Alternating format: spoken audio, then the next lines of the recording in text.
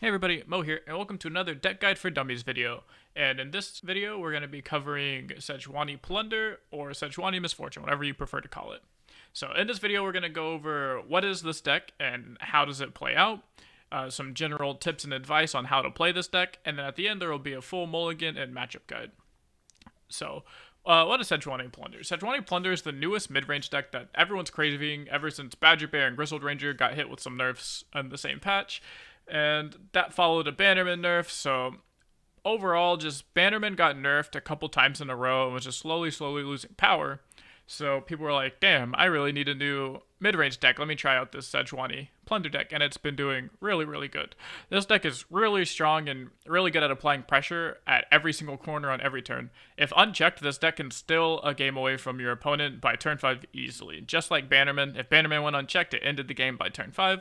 Same way here. The goal of this deck is just to play creatures on curve and beat your opponent down early with cards like Jagged Butcher, Misfortune, and then following that up by slamming down a Sejuani and Riptide Rex for them thick reinforcements mid to late game. This deck has just about everything. It has early game creatures, and it has Misfortune for the beatdown. It has Fury of the North for when you need to go face. And it has the best, the friendliest, loveliest, and everyone's most favorite mechanic in the game, stealing your opponent's cards. Haha, yeah, ooh, yeah, fuck Bilgewater. So in short, this is basically like the old Bannerman decks where you just want to play your units, get value, hit your opponent, play some spells every now and then. So, now that you know how the deck plays, let's look at the cards in the deck and figure out why they're in here. So, Jagged Butcher and Omen Hawk. These are the best one-drops for this style of deck. You can use Jagged Butcher early for some big beats if you open up with maybe like a warning shot and then a turn 1 3/3 with Jagged Butcher. That's some good pressure early on. And Omen Hawk buffs your next 2 units, which could be ridiculous if you play like a 2-mana 3/4 with your Hired Gun or a 3-mana 4/4 Misfortune. Black Market Merchant and Hired Gun are your 2 drops in this deck. Hired Gun helps a lot in the mirror match, as well as it helps matchups that maybe only play 1 to 2 creatures at a time. This allows you to basically choose, okay, do I need to trade one of my units into his biggest unit?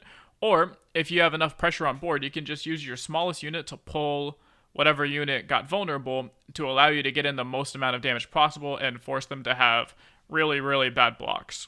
Black Market Merchant is because you woke up hating yourself and you wanted to take it out on someone else by stealing all of their cards. Your 3-drop unit is Misfortune. Misfortune is just a powerhouse and makes blocking a nightmare for your Endure Spider's opponent. Your 4-drop is just Island Navigator and then Yordle Grifter. Island Navigator is really good, and it's not only a scout to help you level Misfortune in 2 turns, but it gets you a free scout unit. This is really good in the scenarios where maybe you're playing in a mirror match or against an Endure Spider opponent, and they just have a super clunky board, so attacking with your 2/4 is not very good. Maybe they just have like a big 4/4 unit off of a Cursed Keeper dying, and you don't know attack and lose any other creatures on board. You can just sacrifice the little 1-drop that it made you and get that free Misfortune trigger. And sacrificing the little 1-drop will allow you to attack with the actual Navigator the next time you attack, so you're guaranteed to have a scout on that turn as well. And then Yordle Grifter is in here because, you have no friends and you wanted to take it out on somebody else by stealing their cards. Your late game units consist of Sejuani, Citrus Courier, and Riptide Rex. Sejuani is just another massive powerhouse and is easily leveled up by the time you attack with her on turn 6 or turn 7. It makes blocking absolutely impossible for your opponent. If you manage to get out a leveled up Sejuani and have a Misfortune on the field at the same time, your opponent might as well go next, because the Misfortune will deal damage to the enemy Nexus before any combat damage at all happens, which means it'll automatically frostbite all of your opponent's units, and it's a very one-sided fight and super easy for you to win the game from there on out. The one of Citrus Courier is to help you in both the burn matchup and in the control matchup. It helps you in the burn matchup by gaining you a tiny bit of life to maybe buy you that 1 extra turn that you'll need to get in that last bit of damage through combat. Maybe it can gain you just enough life to get out of that final burn spell. Who knows? But that's essentially why it's in there for the burn matchup. And in the control matchup, it's really good because it gives you an extra combat step. It allows you to apply a whole bunch of pressure with, if you have a Misfortune on the field, you could attack, your opponent gets to use off some of their mana, and you say, boom, I'm attacking again, and then that can help you both level up your Misfortune and also just push ridiculous amounts of damage if your opponent was not expecting it. And since it's a one-of, your opponent can't really afford to play around it because it's just not ideal to play around one-ofs in your opponent's deck. Riptide Rex. Well, he's a big-ass shark that kills everything. For your spells, you have Warning Shot, Make It Rain, Pilfered Goods, and Fury of the North. Warning Shot is just to make a nice cheeky way to surprise your opponent with a way to get Plunder on 0 mana to help activate things like maybe you can do a turn 1 3/3, or you can do Pilfered Goods on turn 2 for free when you don't have any creatures on the board. It's just overall very, very nice to have as a back pocket card. Make It Rain is a pretty decent removal spell, especially with how many spider decks there are on ladder right now. Being able to potentially 3-for-1 your opponent's board with just a 2-mana spell is absolutely insane. I cannot tell you how many times my opponent has gone turn 3, do nothing on turn 1, do nothing on turn 2, turn 3, cast a Brood Awakening, and I just spend one 2-mana spell, and it just completely destroys my opponent's board state. Absolutely devastating and completely flips the game around for you. Pilfered Goods. For when you realize your stepdad ate the last of the ice cream you were waiting to eat after losing your Valorant game to that guy who was obviously smurfing or hacking, but there was no way he headshot you, and for fuck's sakes, change this mechanic right. Jesus Christ, this mechanic fucking sucks. And Fury of the North, because me go face. So now that we know what's in our deck, let's talk about what the ideal game looks like and how to actually play your cards to be the most effective. So the ideal game consists of playing a creature on just about every single turn and damaging the enemy nexus as often as possible to guarantee you can level up your Sejuani as fast as possible. If you're going second and attacking on even turns, don't worry, this is actually preferred. When I play Sejuani Misfortune, I actually want to go second and attack second.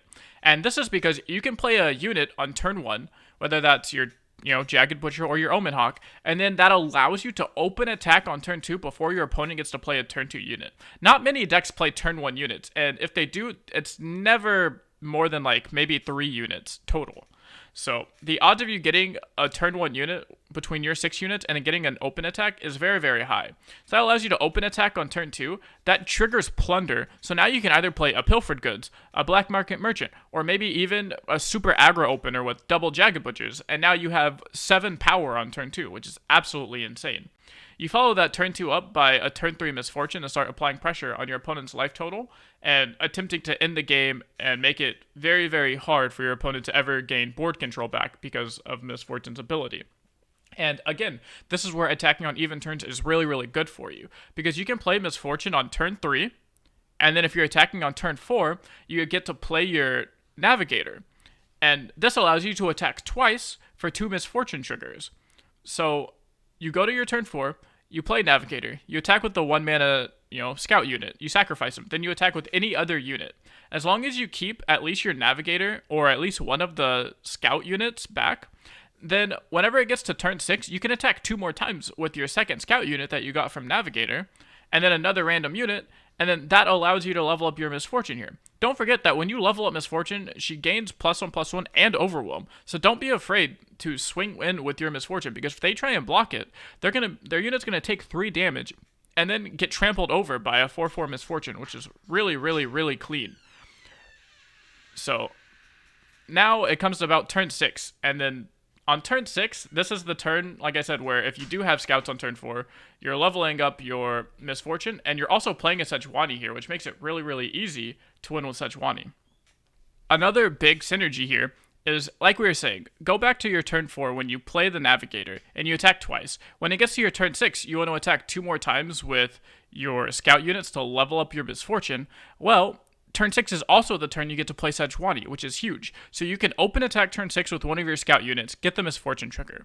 Your opponent gets to spend some of their mana, maybe play a big unit on turn 6, and then you get to counter it with a big-ass Sejuani.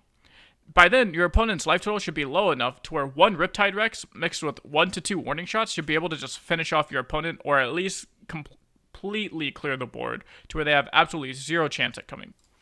Now, for the last part of this video, I'm going to direct you guys over to my Discord where you can find the full in-depth mulligan and matchup guide for this deck, as well as every deck I have done a deck guide for dummies video on. This will give you a complete in-depth deck guide and matchup guide against every single S-tier deck in the meta right now, as well as other decks that could possibly become S-tier. That way you have a better understanding, again, every specific matchup on how to win or how to gain the edge, because you don't want to mulligan the same against every single matchup. That's one of the biggest mistakes that new players make. So with this guide, you'll be easy sailing some free wins. So all you have to do is go to my video, click show more, click on this Discord link. This link will take you to my Discord. From here, you'll see a welcome page. You don't even have to actually join the Discord to become a member or anything. I have it to where you just click on the deck guide channel right here, and it'll show you all of the previous deck guides I have here. And all you have to do is just click on the message text link underneath the name of the matchup guide that you want to download, and it'll download it for you in a notepad file. So I hope you guys enjoyed the video. Make sure in the comments to let me know any questions you have about this deck, or let me just know what deck you want to see next on your Deck Guide for Dummies videos. Make sure to follow me on Twitch because I stream on there almost every single day. Make sure to subscribe here on YouTube because I put out videos every Monday, Wednesday, Friday, and I'll see you guys in the next video.